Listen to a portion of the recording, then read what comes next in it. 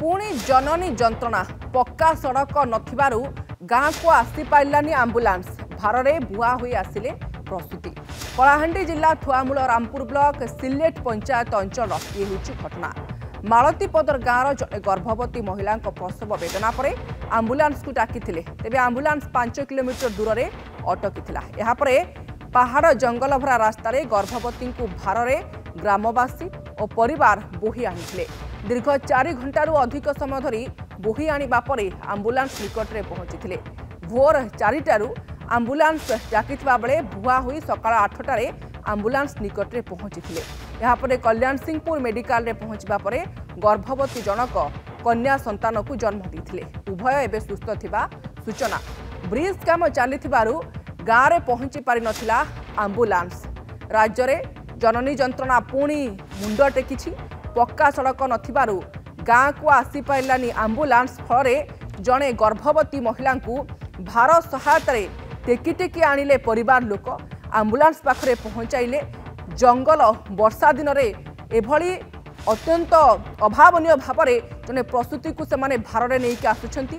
ये हूँ कलाहांडी जिला थुआमूल रामपुर दृश्य आप देखिपुंट। स्वास्थ्य सेवा किभली भाव में अपहंच या सहित गाँव में एक ब्रिज नहीं, रास्तार सठिक भाव में मरामती ही नहीं, जोगाजोग व्यवस्था संपूर्ण भाव में फेल। तेणु कल्याण सिंहपुर गोष्ठी स्वास्थ्य केन्द्र में जितेबाला प्रसूति को पहुंचा जाइथिला से समय यथेष्ट विलंब होता किंतु से एक कन्या संतान को जन्म देइछंती।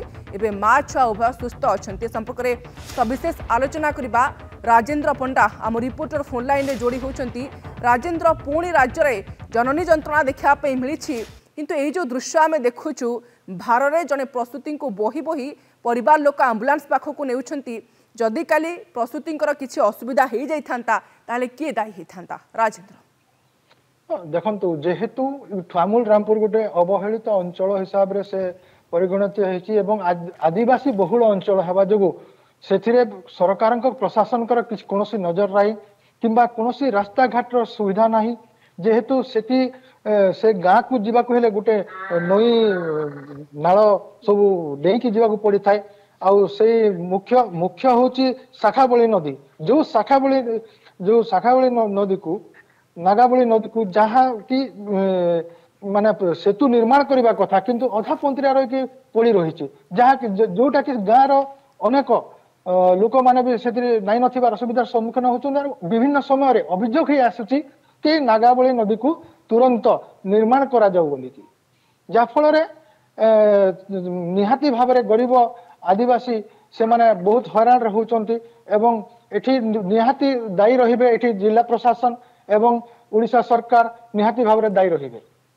राजेंद्र ए घटना संपर्क रे जिला प्रशासन पाखरे कोनोसी खबर अछि कि नहीं? कहीं ए अंचल रे एभली अघटन घटिबा किछि नुआ कथा नुहे। बारंबार प्रसूति माननकु भाररे बुआ हुई मेडिकल पर्यंत अणा जाउछि, आंबुलांस पर्यंत अणा जाउछि।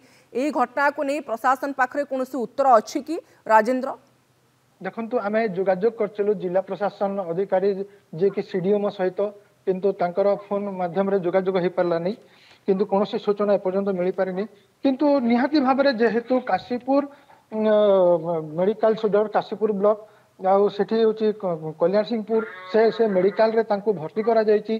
तांको मां एवं शिशु कन्या दुई जन को स्वस्थ थिबार कहा जाउछि किंतु निहाती भाव में जिला प्रशासन एटा जानिबार दरकार कि ताकू निहाती भाव में केमिति करी तार तदंत करी नई को जो बांधिबा कथा जो सेतु निर्माण हवा कथा कौन पाई रही जाइछि ताकू निहाती तदंत करिवार आवश्यकता रही एवं रास्ता निहाती दरकार। जेहेतु जंगल पहाड़ घेरारे ए गाँ माने अवस्थित होइकि सेठी रहिछि। राजेंद्र आमूल चूल ए सबु किछि उन्नति हबार आवश्यकता रही जहाँकि आज पर्यंत ही नहीं। ना गाँ को भल रास्ता खंडी अच्छी ना नदी उपर पोल निर्माण होइछि जद्वारा कि ग्रामवासी लाभ पाई परिबे। एहारी प्रति जिला प्रशासन दायित्व देवार आवश्यकता रही नजर देवार आवश्यकता रही। आपनको अनेक अनेक धन्यवाद राजेंद्र जोड़ी होइतबारु फोन लाइन रे संपर्क में सविशेष सूचना रखितबारु।